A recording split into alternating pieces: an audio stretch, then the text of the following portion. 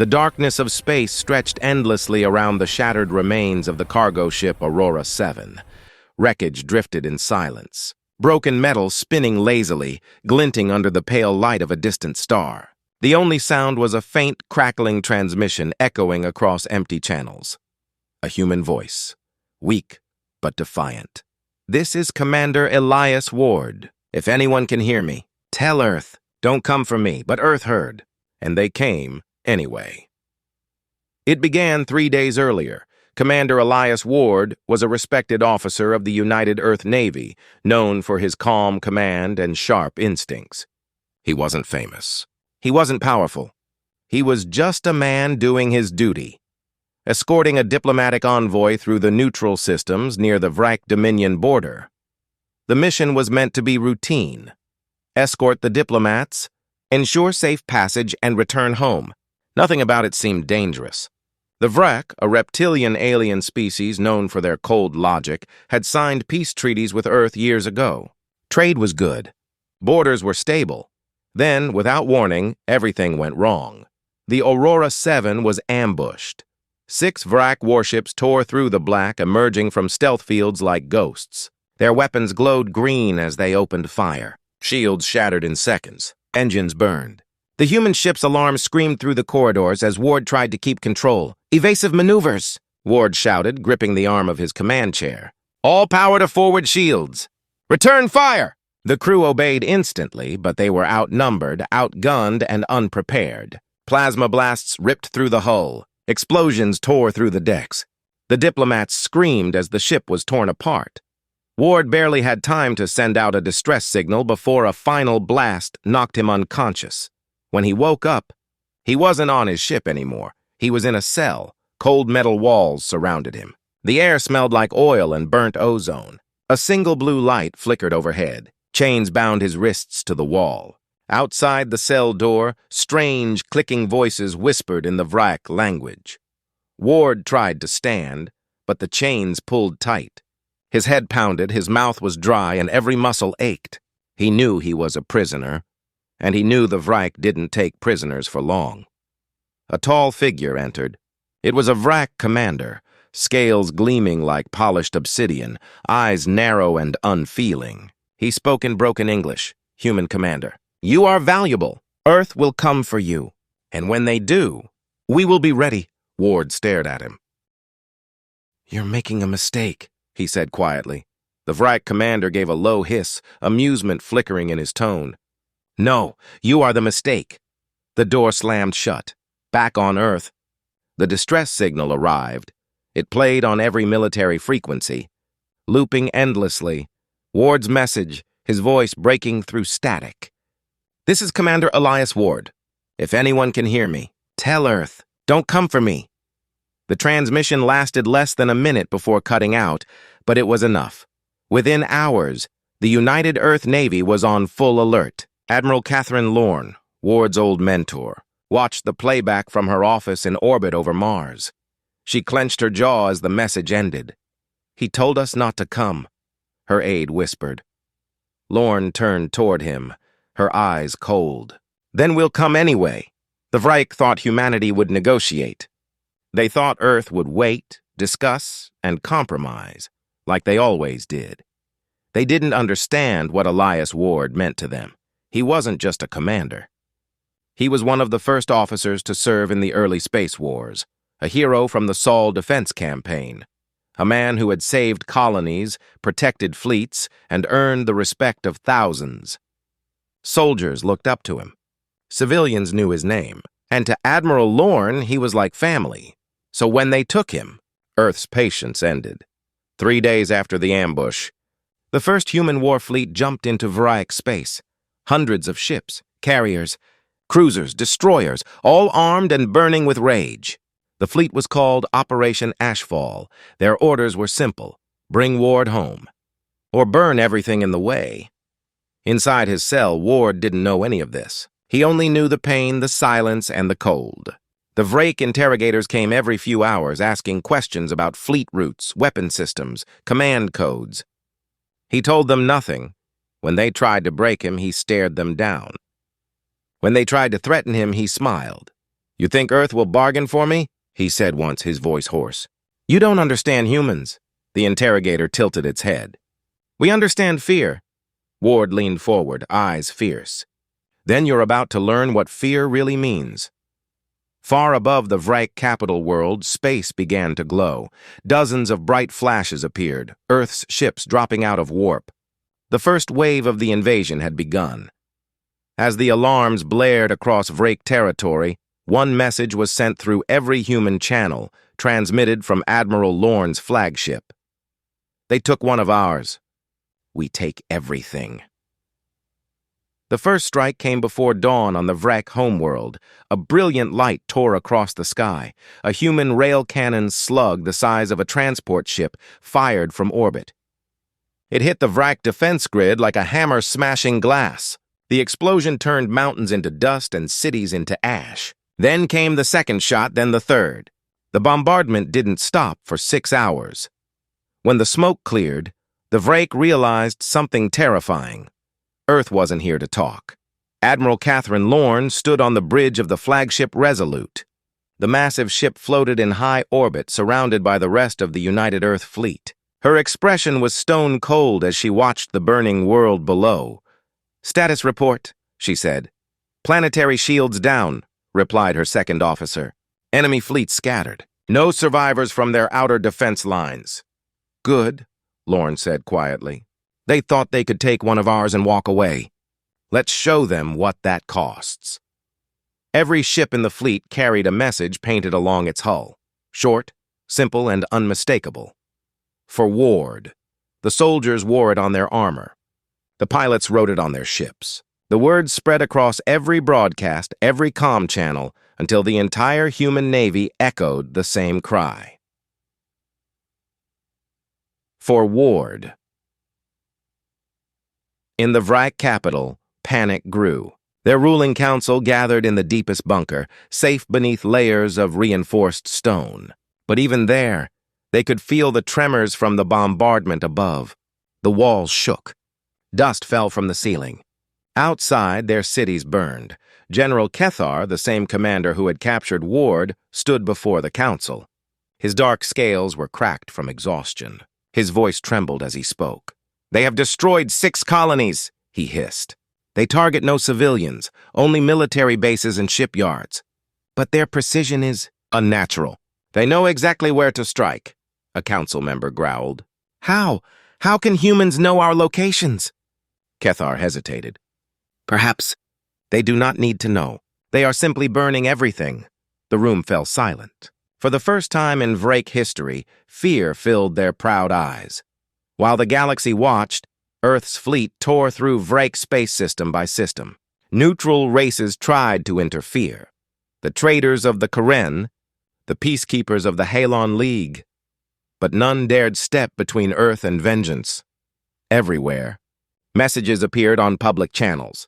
"The humans have unleashed Operation Ashfall. The Earthborn are coming. Do not stand in their way." To the rest of the galaxy, humans had always been considered young, emotional, unpredictable, and weak compared to the great empires. But now they were seeing a different side of the species, a side forged in war and pain, a side that remembered.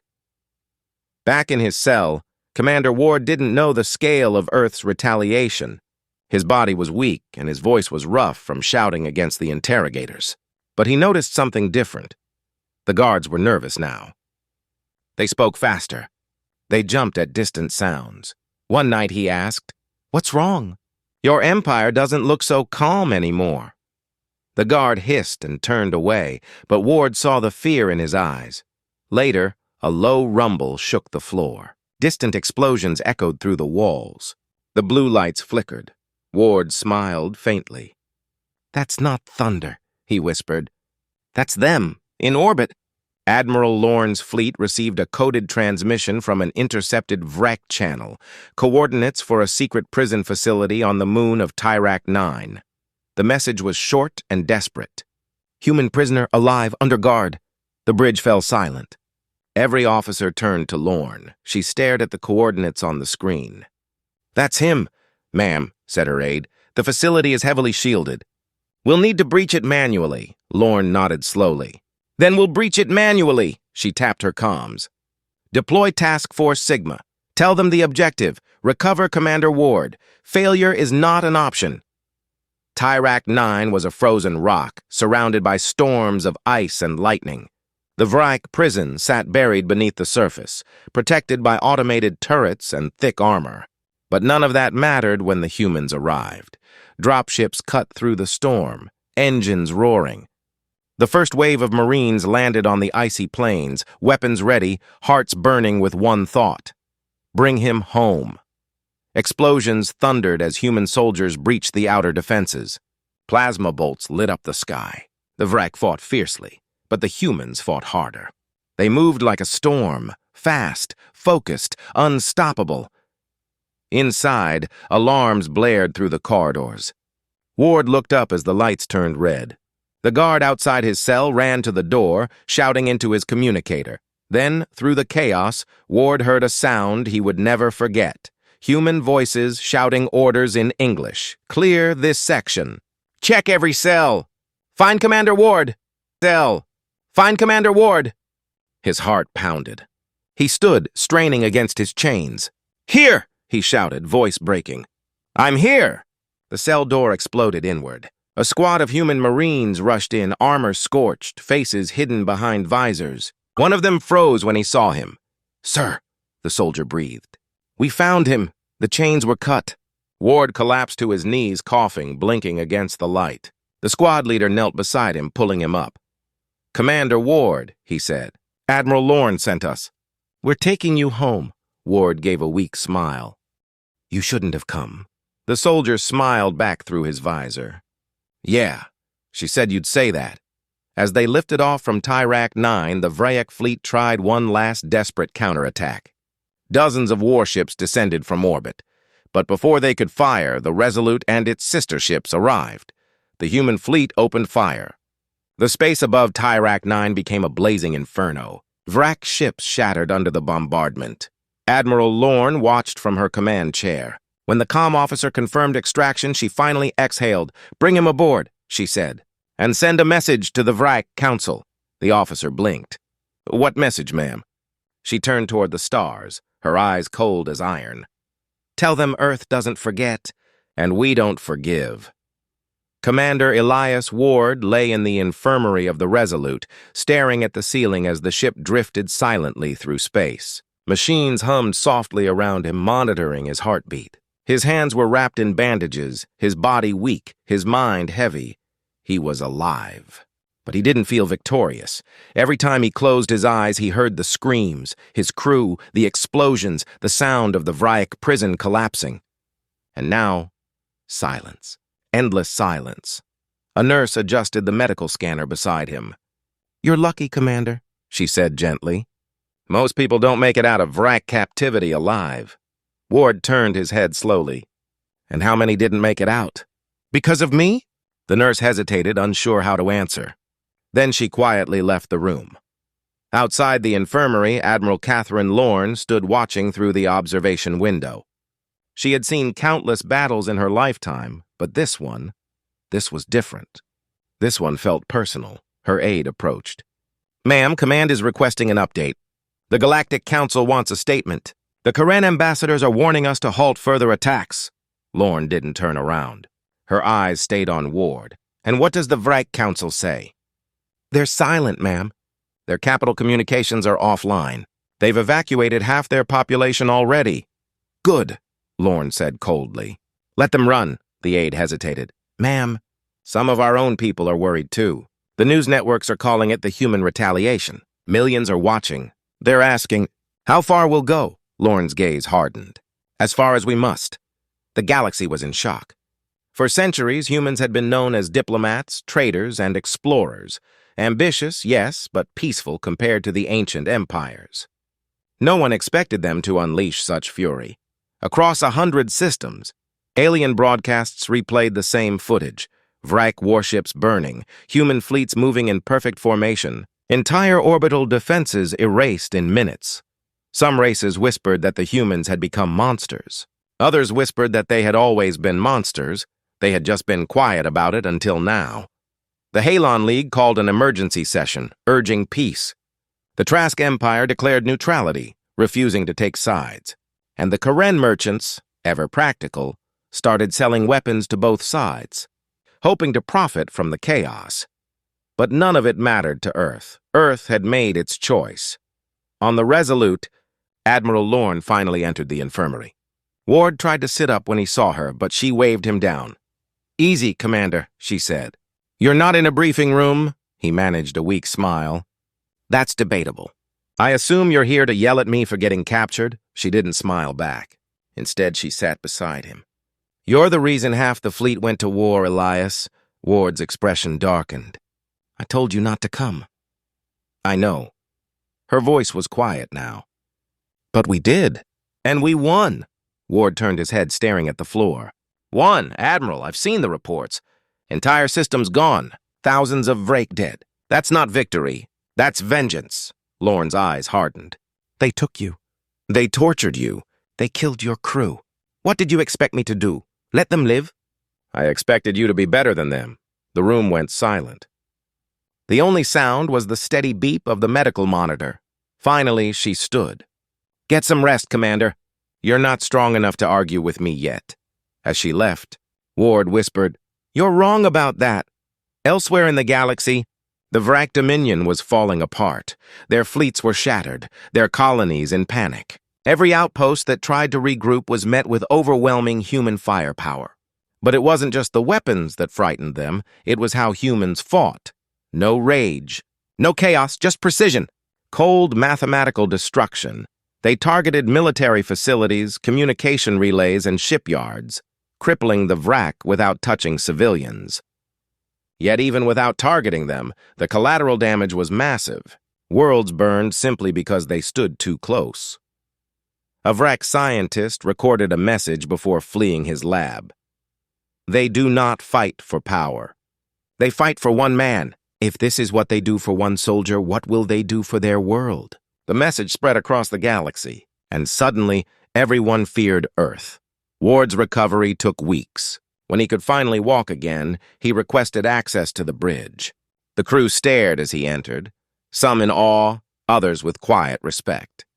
To them, he wasn't just a man anymore. He was the symbol of why Earth had gone to war. He hated that. As he stood beside Admiral Lorne, he looked out at the burning remains of a Vrak shipyard below. The planet's surface glowed red beneath their orbit. "Do you know what this looks like from down there?" he asked softly. "Justice," Lorne said. "No," Ward whispered. "It looks like hell." She didn't reply. That night, Ward recorded a message. His voice was tired but clear. "To the people of Earth, I am alive because of your strength, because you refused to let me go. But this war, it cannot continue. I was one man. How many have died for me now? How many more will die before we stop?" He paused, staring at the camera. "If you fight for me, then listen to me. It's time to stop. Humanity has proven its power. Now we must prove we still have mercy." He sent the message secretly to Earth Command, and to every galactic network he could reach. By the next morning, the message had gone viral. It played on every human ship, every colony, every alien station. Billions heard his words. Some wept, some cheered. But others, especially the soldiers who had fought and lost friends, refused to forgive. Admiral Lorne watched the broadcast in silence. Her officers waited for her orders. Finally, she said quietly, "He's right, but it's too late." She turned toward the tactical map. A red marker blinked near the Vrak home system, massive energy readings. The Vrak were preparing a final counterattack. Lorne's eyes narrowed. "They still have fight left in them," she muttered. "Then we finish this." The Vrak Dominion was dying, but not dead. In the shattered halls of their once proud capital, survivors gathered in darkness. Generals, scientists, and high priests stood around a glowing hologram of their star system. The blue light flickered across their scales as they whispered, desperate and furious. "They have burned our fleets," one said. "They have destroyed our colonies." "Then we will take their victory from them," hissed another. We will make them bleed even if it kills us. At the center of the room stood General Kethar, the one who had captured Commander Elias Ward. His armor was scarred, his voice rough. "We still have weapons they do not know about," he growled. "Old war machines, planet breakers." The others looked at him in shock. "That technology is forbidden," said a scientist. "It would destroy everything, even us." Kethar's gaze hardened. "Then everything will burn."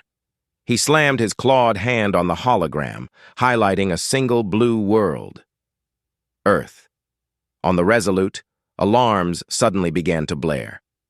The communications officer shouted, "Ma'am, we've intercepted an encrypted VRAC transmission. High priority. It's a full system activation code." Admiral Lorne turned sharply. "Decode it!" Seconds later, the officer's face went pale. "They've activated something called Project Pyre. Planetary-scale weapon signatures detected. 3 of them, charging in the outer systems." Lorne's voice dropped to a cold whisper. "Get me visuals." The screen flashed to life. In the darkness of space, 3 enormous structures drifted. Massive, spiked constructs the size of moons, glowing with unstable red light. Energy rippled across their surfaces like fire trapped in glass. Ward, who had entered the bridge moments earlier, stared in horror. "Those aren't weapons." "Those are extinction devices. The VRAC had built them long ago, during their warlike past, superweapons capable of cracking planets open with a single strike. They were never used. Until now." Lorne slammed her fist on the armrest. "All ships reorient toward those coordinates." "We intercept before they fire!" Her aide hesitated. "Admiral, the range. If they activate all 3 at once, they could target multiple worlds. Mars, Luna, even Earth." Lorne didn't blink. "Then we stop them before they finish charging." "Move!" "Then we stop them before they finish charging." "Move!" The fleet jumped into warp, streaks of light rushing past the viewports. Inside the ship, soldiers raced to battle stations. Engines roared. The Resolute led the charge, a spear of vengeance racing toward a storm. Ward followed Lorne onto the command deck, despite still wearing a medical brace. "Admiral, let me go down there," he said. "Let me lead the strike team." "You're not combat ready," she said sharply. "You just got out of a cell." "I'm still a soldier," he shot back. "And I know how the VRAC think. If they've built something this powerful, they'll defend it with everything they have." She looked at him for a long moment, then nodded reluctantly. "Fine. You're leading the infiltration unit. You destroy that weapon before it fires." "That's an order." Ward gave a grim smile. "Yes, ma'am." The human fleet dropped out of warp near the first weapon, codenamed Pyre 1. It was surrounded by debris and half-finished VRAC ships, glowing like dying stars. The device's surface pulsed red, brighter every second. The moment they arrived, the VRAC opened fire.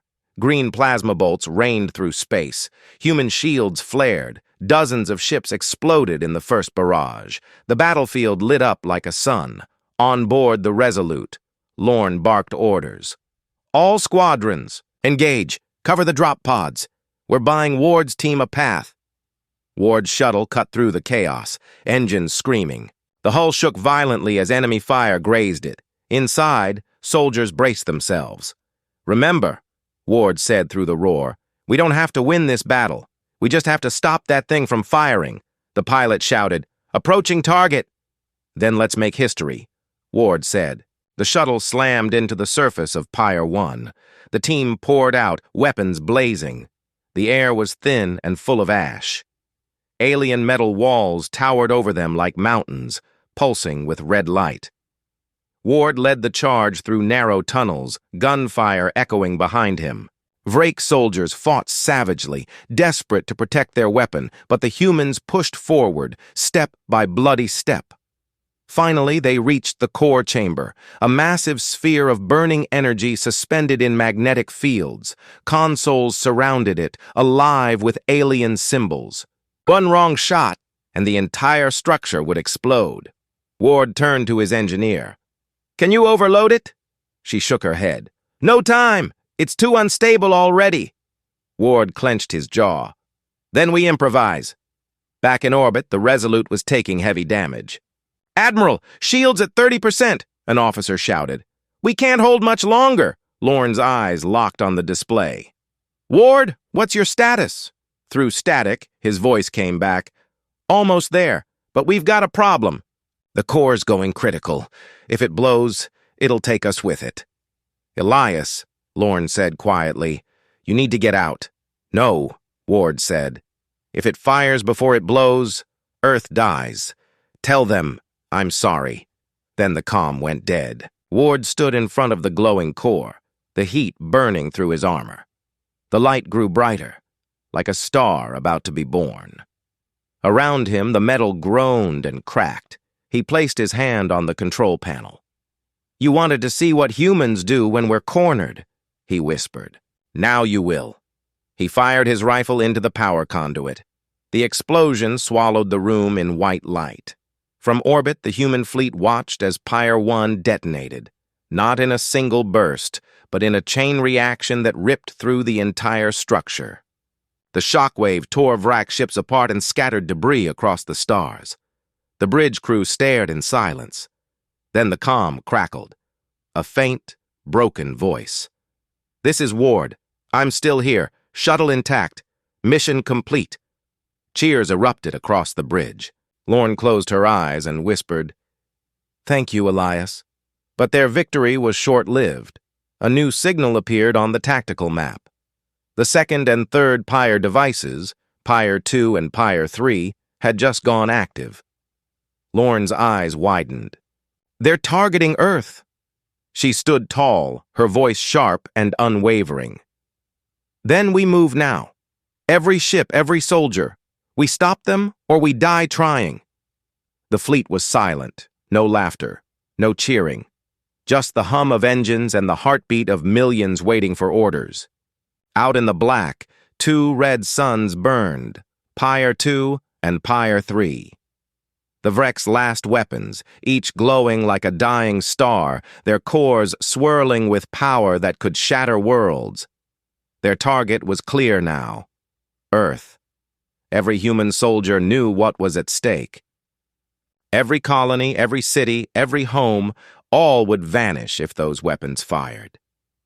Admiral Catherine Lorne stood on the bridge of the Resolute, her face pale in the crimson light of the tactical display.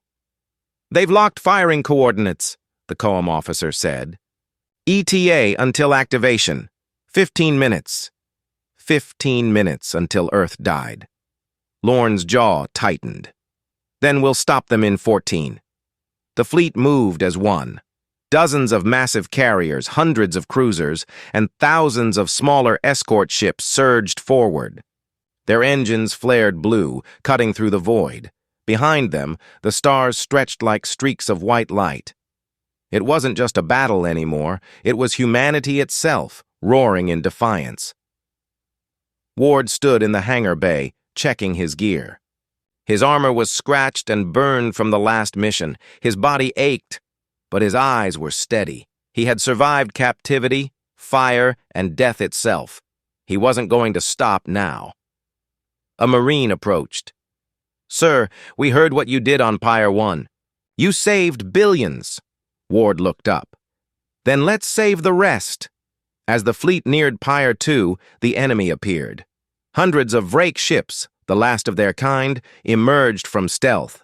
Their hulls glowed green, their engines bright with fury. They were desperate, ready to die for their revenge. The first volley came without warning. Green plasma storms ripped through space. Human ships exploded in streaks of light. The sky became a battlefield, fire and chaos painted across the stars. "Return fire!" Lorne ordered, and Earth's fleet answered. Railguns, lasers, and missiles filled the void. The shockwaves rolled like thunder through the black. Each explosion was a flare of rage and courage. Ward's shuttle launched into the storm, leading a small strike team of Marines and engineers. Their mission: infiltrate Pyre 2, disable the control core, and stop the countdown. The shuttle shook violently as debris flew past. One of the Marines muttered, "Feels like flying through a volcano." Ward grinned. Then let's hope it's not our last flight. They dove toward the massive red sphere of Pyre 2. It wasn't just a weapon. It was a fortress. Jagged metal towers jutted out from its surface like the ribs of some giant beast. Red lightning danced across it. "Brace for impact," the pilot yelled. The shuttle slammed onto the surface, skidding along the metal plating before coming to a halt. The team burst out, weapons ready, oxygen hissing in their helmets. The air was thin, burning with static. The ground vibrated beneath their boots. The weapon's core was nearly active. "Move!" Ward shouted. "We've got less than 10 minutes!" Inside the weapon, glowing conduits lined the tunnels, pulsing like veins. Vrake soldiers appeared in the smoke, hissing war cries. Gunfire erupted, red and green flashes mixing in the gloom. Ward moved through the chaos like a ghost, leading his team deeper, closer to the heart of the beast. Every hallway shook as the massive engine within gathered more energy. The engineer called out, "Sir, readings are off the charts. If it fires, the entire solar system could feel it." Ward didn't slow down. "Then we don't let it fire!" They reached the central chamber, a massive core of light, spinning faster and faster, surrounded by alien machinery. The team spread out, planting charges. "Set the detonators to overload," Ward ordered. "We blow it from the inside before it can launch." Up in orbit, the Resolute was taking brutal hits. "Rear shields failing," shouted an officer. "We've lost 2 carriers." Lorne's eyes burned with fury. "Keep formation! Protect the drop teams!" Another officer turned. "Admiral, Pyre 3 is charging faster than expected. It'll fire before Pyre 2 explodes." Lorne hesitated, then made the hardest decision of her life. "Signal all ships," she said quietly. "Redirect half the fleet to intercept Pyre 3. I'll lead them myself." Her aide blinked. "Ma'am, that'll leave this front exposed." "I know," she said. "But if Pyre 3 fires, there won't be a front left to defend." As Lorne's group broke off, the rest of the fleet struggled to hold their ground. Ward's team was running out of time. "Charge is set," the engineer shouted. "Then get to the shuttle," Ward ordered. He stayed behind, staring at the pulsing red sphere. It was so bright it hurt to look at, like staring into the heart of a star. His communicator crackled. "Ward, this is Lorne. Pyre 3 is almost ready to fire. I need you out of there now." He smiled faintly. "You always say that. Elias. That's an order." But he didn't move. "Tell Earth. I'll see them soon." He hit the detonator. From orbit, a second sun bloomed in the void. Pyre 2 erupted in a storm of light and fire. The explosion tore through the Vrake fleet, shredding their lines. For a moment, the battle paused. Even the enemy seemed stunned. But there was no time to celebrate. Pyre 3 was still active, and it was charging directly toward Earth. Lorne's fleet emerged from hyperspace right above the final weapon. It was the largest structure ever built. A glowing red sphere the size of a small moon surrounded by a storm of energy. The sensors screamed. "Activation in 30 seconds!" Lorne stood on the command deck, hands tight behind her back. She whispered to herself, "You wanted to see what humanity is capable of. Then watch." She turned to her crew. "All ships, full power to engines." "We ram it! Admiral, now! Now!" Every ship in her fleet surged forward, engines blazing. Missiles fired. Cannons roared. The Resolute led the charge, its hull glowing white-hot from the strain. The Pyre's core reached critical energy levels, seconds away from firing. Lorne smiled. For Earth, the Resolute hit first. The explosion was so bright it turned night to day across half the galaxy. When the light faded, Pyre 3 was gone. So was the Resolute. The human fleet floated in silence, their sensors overloaded, their communications filled with static. Then, one by one, they began to cheer. They had done it. Earth was safe, but Admiral Catherine Lorne, the Iron Lady of Mars, was gone. The war was over. The stars were quiet again, but the silence didn't feel peaceful. It felt heavy, The kind of silence that comes after something terrible and holy. All across the galaxy, wreckage floated like ghosts. Broken ships, shattered armor, and drifting debris that once carried life. The great Vrak Dominion was gone. Its homeworld was ash, its fleets scattered to dust, and humanity had won. But victory had a cost. On the edge of the Sol system, the ENS Hope's End drifted slowly toward Earth, carrying the survivors of the Resolute and the remnants of the war fleet. The ship was damaged but still flying, a symbol of stubborn endurance, just like the humans who built it. In the medbay, Commander Elias Ward sat by a window, watching the blue sphere of Earth grow larger in the distance. His uniform was torn, his face pale, and a deep scar ran down his neck, a reminder of both captivity and survival. He had lived through everything, and yet he felt like a ghost. A young ensign approached. "Sir," she said softly, "we'll reach orbit in 1 hour. Command wants you to prepare for broadcast." Ward turned his gaze from the stars. "Broadcast?" "Yes, sir. The people want to hear from you. The hero of the Vrak War." Ward gave a bitter laugh. "Hero? The heroes didn't make it home." The ensign hesitated, unsure what to say, then quietly left him alone.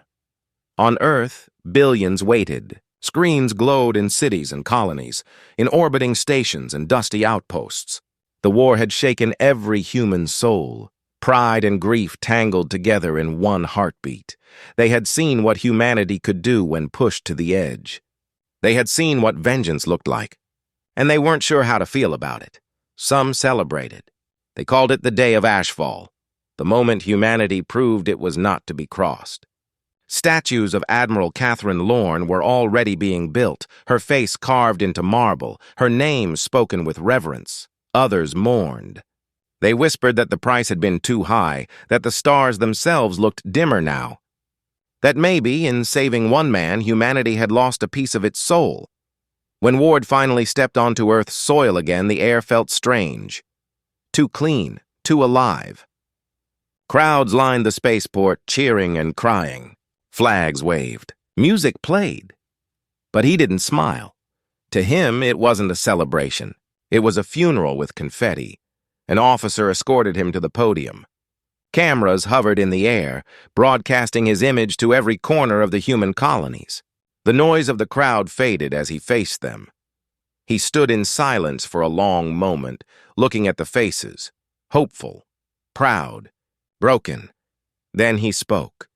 "People of Earth," he began slowly, his voice steady but heavy. "You call me a hero. You call what we did victory. But I need you to understand what that means." He paused, his eyes distant, as if still seeing the battlefield. "We burned worlds. We erased a species that once called themselves rulers of the stars. We did it for justice. We did it for vengeance. And we did it for one man, me." The crowd grew quiet. He continued. "But vengeance doesn't heal. It doesn't rebuild. It only teaches others to fear you. The Vrak are gone, but the galaxy is watching. They've seen what humanity is capable of, and they will never forget." He looked down for a moment, his voice softening. "Neither will I." He stepped back from the microphone. "So remember the ones we lost. Admiral Lorne, the crews of the Resolute, the Dauntless, and all the nameless ships that never came home. Remember them not for the fire they lit, but for the light they tried to protect." Then he turned and walked away. No salute, no applause. Just silence. That night, Ward stood alone by the ocean. The waves rolled against the shore, calm and endless. He looked up at the stars, wondering how many of those lights still held life, and how many were gone because of him. A voice came from behind. "You did what you had to do." He turned. It was Admiral Lorne's aide, now a captain carrying a small box. "She left this for you," the man said quietly, before her final mission. Ward opened it. Inside was a small metal pin, the insignia of the United Earth Navy. On the back, engraved words read, "For the ones who never stopped fighting."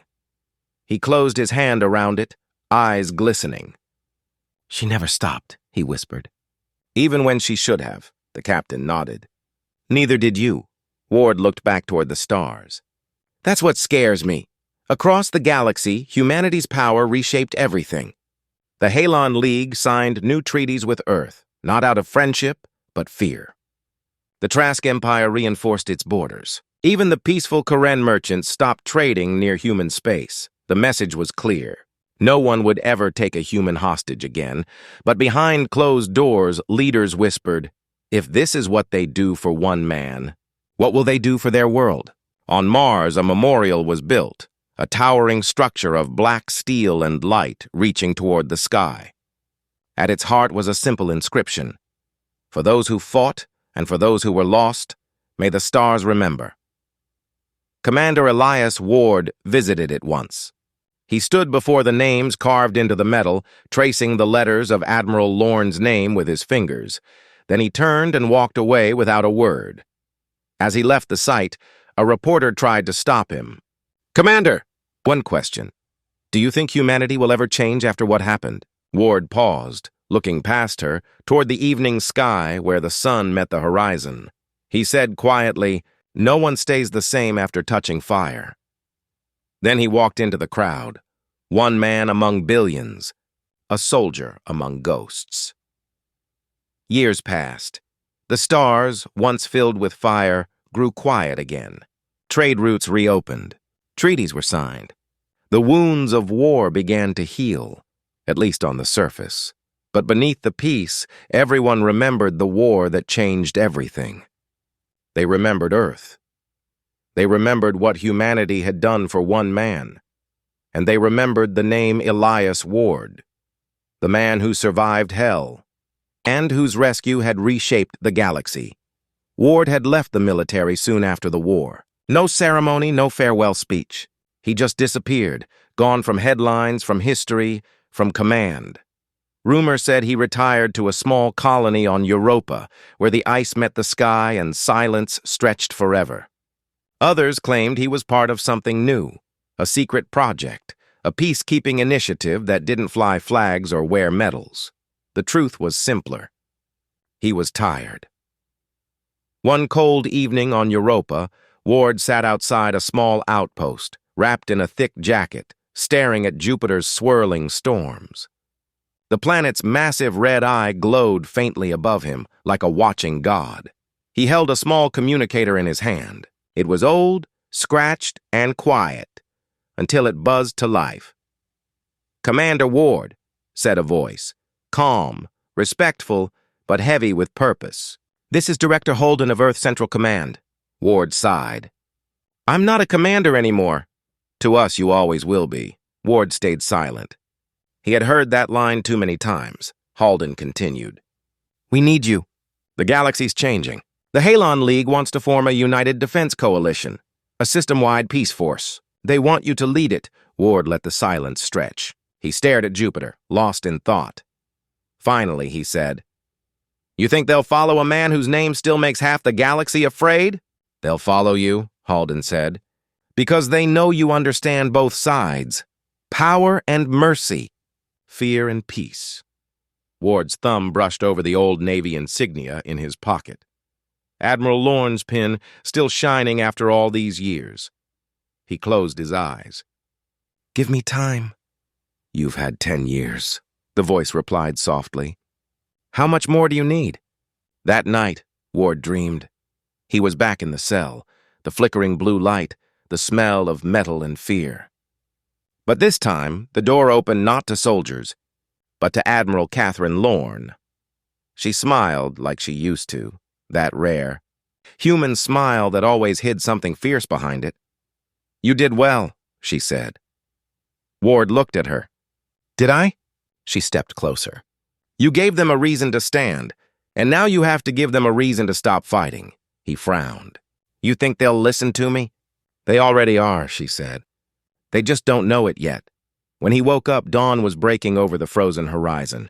Light spilled across the ice fields, soft and golden. For the first time in years, Ward smiled. A week later, he stood before the United Council, not as a soldier, but as something new. Delegates from every major race filled the hall. Humans, Halons, Karen, Trask, and even a few surviving Vrak, refugees, broken and quiet, the last of their kind. The galaxy was changing, and they were all trying to learn how to live with it. Ward approached the central podium. His steps were slow, deliberate. When he spoke, his voice carried through the chamber, calm and strong. 10 years ago, he began, I was a prisoner. Then I was a symbol. Then I was a reason for war. He looked around the room. But now I want to be something else. A reminder. He paused, letting his words settle. When the Vrak took me, they thought they could use me to break Earth's spirit. They didn't understand what humanity really is. We don't break, we burn. And we rise from the ashes stronger than before. Murmurs spread through the chamber, some approving, others uneasy.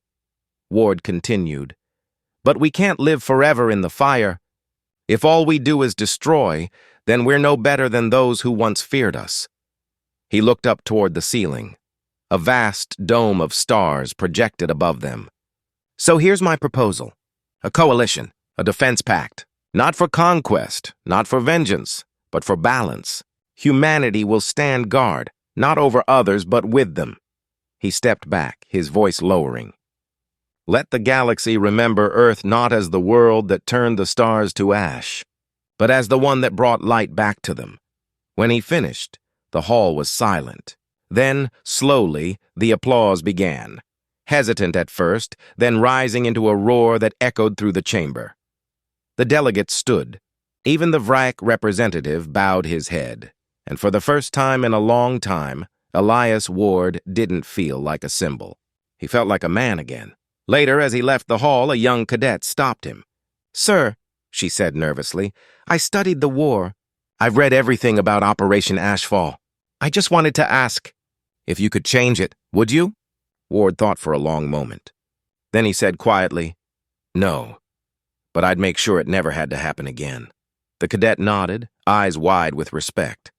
As she walked away, Ward looked out the window, watching ships drift peacefully through orbit, human and alien together.